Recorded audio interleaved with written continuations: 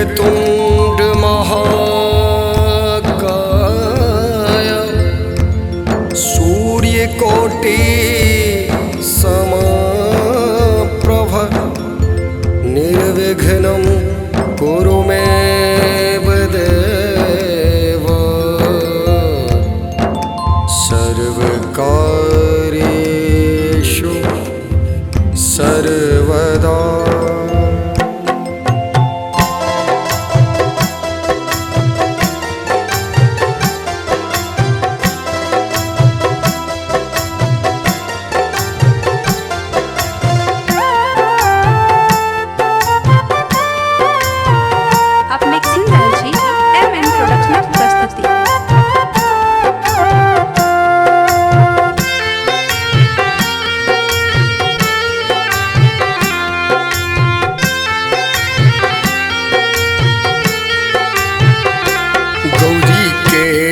ललना आरती उतारू है आरती उतारू लेकिन अंगना गौरी के ललना आरती उतारू है आरती उतारू लेकिन अंगना गौरी के ललना।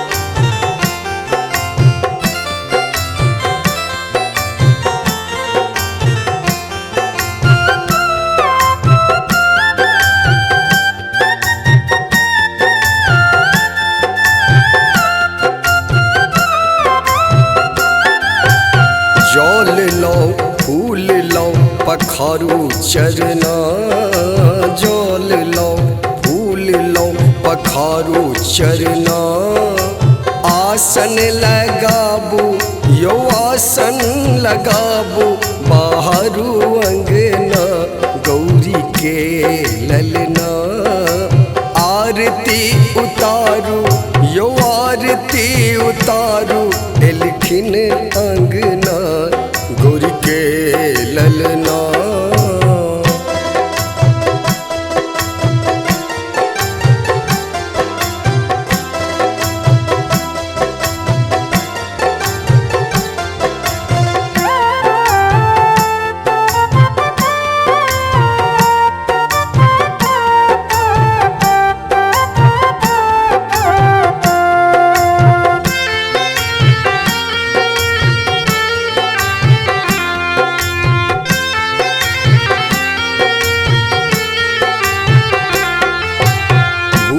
दीप माला लो करू वंदना धूप दीप माला लो करू वंदना झट सो बनाबू यो झट सो बनाबू मोदक पिए ना गौरी के ललना आरती उतारू यो आरती उतारू लिखिन अंगना गौरी के ललना।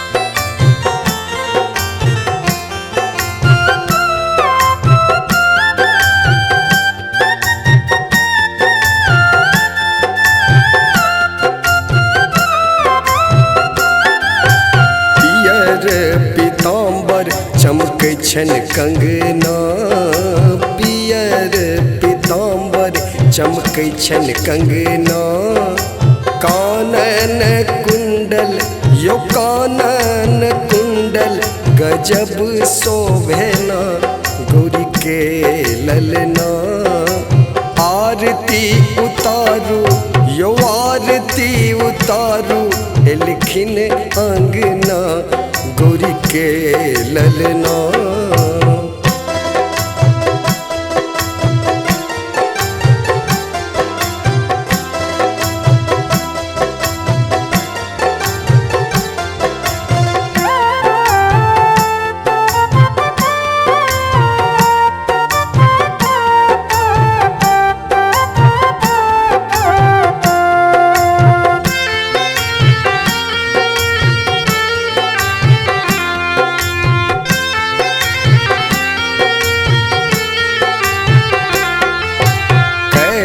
कैलाश वर्णन केलन जहिना, कैलाश वर्णन केलन जहिना।